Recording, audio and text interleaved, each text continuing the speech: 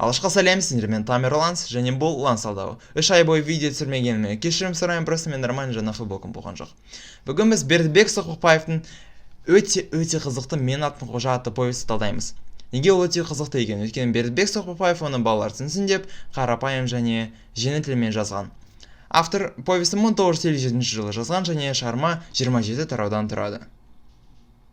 Әр тарау небәрі 4-5 бетке дейін ғана жетеді. Шығарма бірінші жақтан, яғни оның ең басты кейіпкердің қожан жағынан жазылған. Кейіпкерлермен шығарманы талдағына таныстырамын. Видео ұзақ болмасын деп, мен қорытындысын басқа видеода айтатын боламын. Және сол видеода сізді Ланс Боунс күтіп тұр. Ланс Боунс дегеніміз кейіпкерлерге мінездеме. Бірақ бұл видеода мен шығарманың қысқаша мазмұнын ғана айтамын. Ал енді әдебиет іліміне аттанайық. Ең басты кейіпкер қожа, Толғаты Қожаберген Қадыров. Ол 12 жастағы жетім бала. Қожа 2 жаста болғанда әкесі Қадыр Ұлы Отан соғысына аттанып қайтпады. Қожа басында бұзық бала болған. Қожа әжесі мен анасымен бірге тұрады.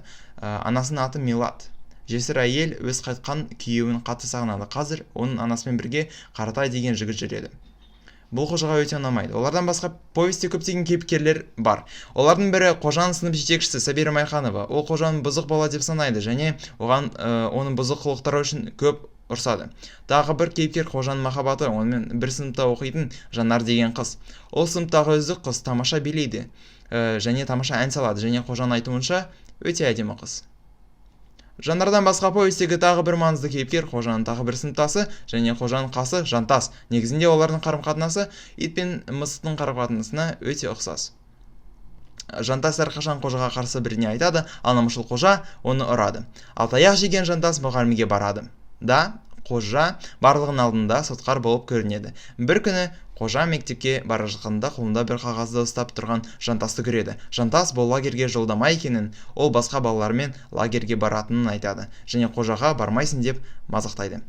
Қожа оны бір ұрып Майхановың жолдама сұрау үшін барады. Ал Майханова қожаның үлгілі бала емес екенін айтып, оған жолдама бермейді. Қожа ашуланып, үйіне қайтады. 2 күннен кейін көптеген балалар әлгі пионер лагеріне аттанады. Қожаның анасы Милат фермада жұмыс істейді. Және лагерге бара алмай ренжіген қожа анасының фермасына баруға бел байлайды. Алайда оның жылқысы жоқ. Енді ол түнде жайлауда жайылатын бір кез келген жылқыны бірнеше күнге ала тұруға ойлайды. Оның бұл жоспары іске аспайды. Жайлауда ол біздің жаңа кейіпкерімізді Сұлтанды көреді. Сұлтан қожадан 2-3 жас үлкен. Ол оқуды тастап, қалған нәрсені істей бастады. Оның әкесі Сүгір жылқышы. Оның арқасында Сұлтан кез келген сәйгелікті таңдап мініп, ылғи жортуылдайды. Қожа Сұлтанды өз досы деп санайды, алайда ең қызығы алдағаны.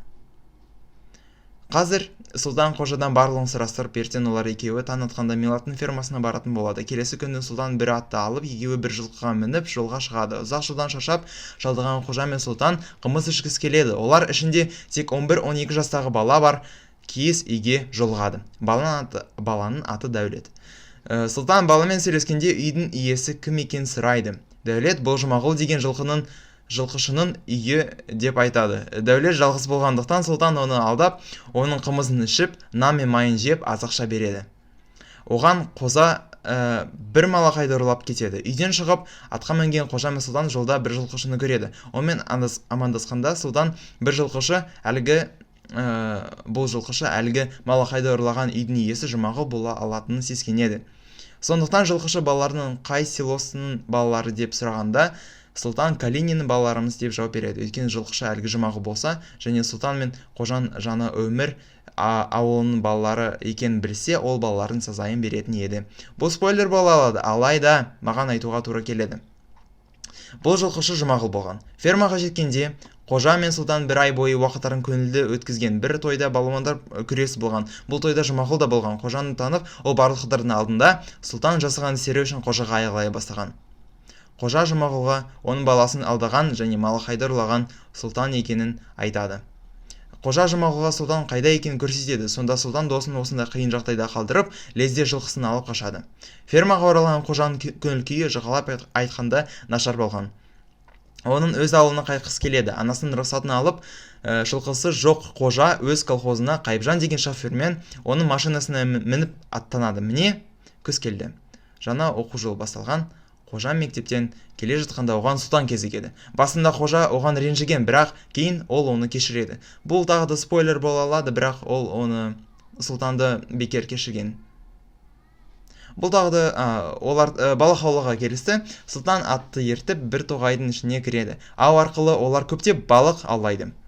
Сонда олар алау жағып, отта балықты пісіріп жейді. Балалар сөйлескенде сұлтанға бір ой келді. Ол қожаға екеуіне қарақшы болуға ұсынды. Қожа келісті де, олар тағы да қайта татуласты. Бірнеше күннен кейін қожа мен сұлтан балық аулайтын жеріне тағы барды. Онда олар қоянды немесе қырғауылды атуға шешкен, бірақ ештеңе де ата алмады. Сонда сұлтан мылтықты алып, өзен жағасында жайылып жүрген қаздарды көріп, біреуін атты. Қаз жабайы емес, біреудің құсы болған. Балалар оны алып пісіріп жей бастады. Сонда оларға мектеп директорының әкесі Ахмет деген шал кезігеді. Ол барлығын көріп, егер біреу қазым жоғалған деп айтса, ол балалардың сазайларын бергізетінін айтады. Міне осылай болған. Әлгі қаздың иесі дүкенші Әбдібай. Ол әйелімен қожаға келіп, қазын төлемі үшін қожаның қара қозысын алып кетті. Қазды ату туралы ой сұлтанда пайда болды, және қазы атқан сұлтан. Алайда сұлтан досын қожаны осындай қиын сәтте тағы да қалдырып, тағы да жоғалған. Енді қожа онымен сөйлеспеуге шешті. Әбдібай қожаны мектеп директорына барғызды. Онымен қоса қожа мектепке бақа келіп Майқанованы шошытқан. Бұл үшін қожаға директорға тағы да баруға тура келді. Бұның барлығы соңғы 2-3 күнде ғана болды. Міне қазір қожа директордың алдында отыр. Директор қожаның анасына қоңырау шалып бүкіл жағдайды айтқан. Мелатқа фермасының үйге қайтуға тура келді. Енді қожаның мәселесі шешілетін педсоветте басталды. Негізі қожа кінәлі емес. Қаза атқан сұлтан және қожа бұған қарсы болды. Ал бақаны Майқановның сөмкесіне салып саудаға мақсаты Майқановны шошыту емес, жай ғана балалық қызығушылық. Оған жай ғана қызық болды. Педсоветте барлық мұғалімдер, директор және Милат отырды. Сол педсоветтен кейін қожа анасынан тамаша жаңалықты білді. Қожаға әрқашан Нұрсат Майқанова педсоветте қожаны ақтаған екен. Ал қожа педсовет болған кеште ағашқа шығып, директор мен Майқановның жеке әңгімесін тыңдағанда, Майқанова директорға қожа түбінде адам болатын бала деп айтқан екен.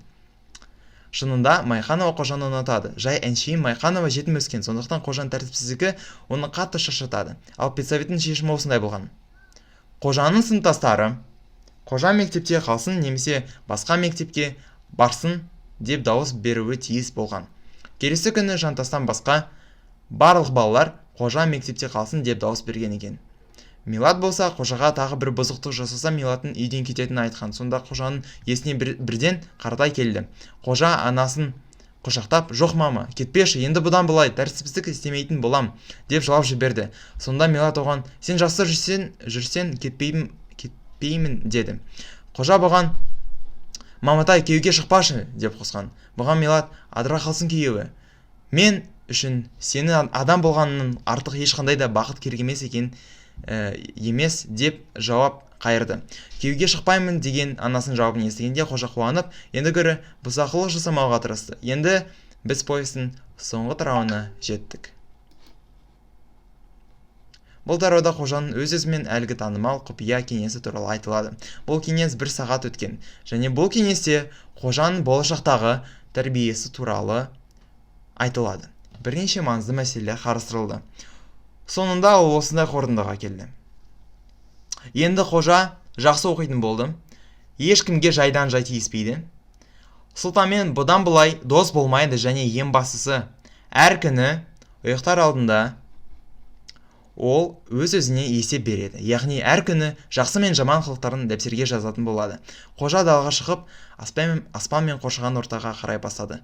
Енді қожа өзінің өзгеретін сезді де айналаға тамаша бір шабытпен қараған. Асығатыны да, аңсайтыны да ертеңгі болашағы. Міне осылай бұл тамаша шығарма бітеді. Видеомыз ұзақ болды, сондықтан қорытындысын мен кейіпкерге мінездемесін мен келесі видеода айтатын боламын. Сол видеоға сілтеме астында тұр, немесе бұл жерде тұр. Болды. Көріскенше.